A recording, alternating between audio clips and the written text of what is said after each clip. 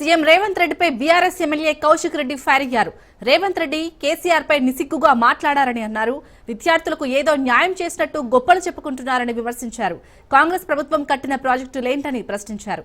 రేవంత్ స్థాయికి కేటీఆర్, హరీష్ కాదు, తాను సరిపోతారని కౌశిక్ రెడ్డి చెప్పుకొచ్చారు.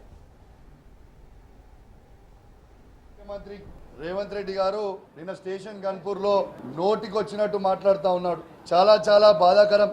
అసలు ఈ విధంగా రేవంత్ రెడ్డి గారు ఈ రాష్ట్ర ముఖ్యమంత్రిగా ఉండుకుంటూ ఇలా తెలంగాణ పరువు మొత్తము తీస్తా ఉన్నాడు అని చెప్పి చెప్పక తప్పదని చెప్పి ఈ సందర్భంగా తెలియజేస్తా ఉన్నాను. నిన్న మాట్లాడుకుంటూ చెప్తా ఉన్నాడు, యువకులకి ఉద్యోగాలు 50,000 60,000 ఇచ్చినామని చెప్తుండు సిగ్గుగా.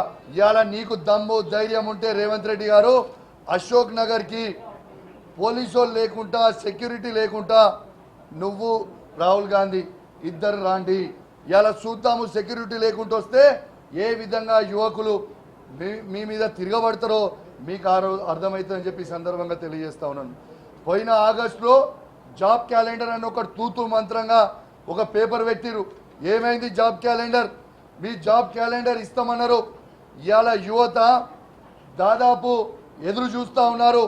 మీరే డేట్లతో సహా మీ మేనిఫెస్టోలో ప్రకటించి డిసెంబర్లో 2 లక్షల ఉద్యోగాల నోటిఫికేషన్ ఇస్తామని చెప్పి ఇవాళ దాకా మీరు ఎందుకు ఒక్క నోటిఫికేషన్ కూడా ఇవ్వలేదు అని చెప్పి నేను అడుగుతా ఉన్నాను. ఇలా భారతదేశ చరిత్రలో ఎక్కడ లేని విధంగా కేసీఆర్ గారు 2,32,000 ఉద్యోగాల నోటిఫికేషన్ ఇచ్చి ఇలా 2,10,000 ఉద్యోగాలు బాజాబ్తు కేసీఆర్ గారు ఇచ్చింది మీ అందరు కూడా తెలిసిందే. ఇలా ఈ భారతదేశంలో కాంగ్రెస్ పరిపాలిస్తున్న రాష్ట్రాలలో కానీ, బీజేపీ పరిపాలిస్తున్న రాష్ట్రాలలో కానీ ఏ ఒక్క రాష్ట్రంలో కూడా కేసీఆర్ గారు ఇచ్చినన్ని గవర్నమెంట్ ఉద్యోగాలు ఏ రాష్ట్రంలో కూడా ఇవ్వలేదు అని చెప్పక తప్పదని చెప్పి సందర్భంగా తెలియజేస్తా ఉన్నాను. అదేవిధంగా ప్రైవేట్ ఉద్యోగాలు దాదాపు ఈ తెలంగాణ రాష్ట్రంలో హైదరాబాద్కి 10 లక్షల ఉద్యోగాలని ఇలా కేసీఆర్ గారు, కేటీఆర్ గారు కల్పించిందని కూడా చెప్పక తప్పదు.